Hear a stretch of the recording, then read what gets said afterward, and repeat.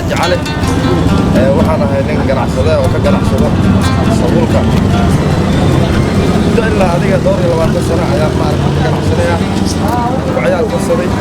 مركز عندنا وانقدنا أنه كسب السوق بكارة وحضرت يوكبيده لا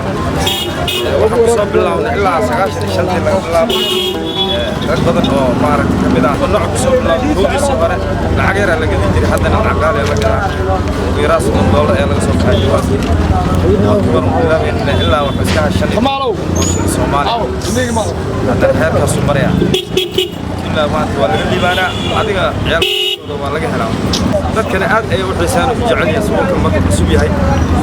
ilaa ay ka dhirgaan waa ku garacana adiga ya marka dibadda waxa ka macaan badan asaga ayaa ka macaan badan boqolkiiba boqol sida asaga loo ganacsada dalab dibadda laga ganacsado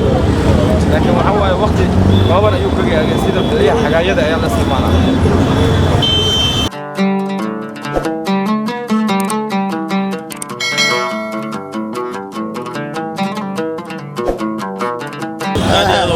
هادي دولك لو كبا هادي marka waa hada xagaayada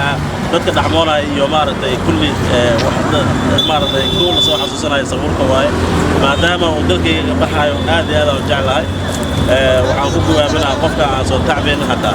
inuu wixiisa qiimeysto oo maaragtay alaabta dalkiisa ka baxayso inuu qiimeysto oo maaragtay nin walba wixiisa asaga karaamaysto oo weynaysto الله مقعد عبد الحكيم ما شاء الله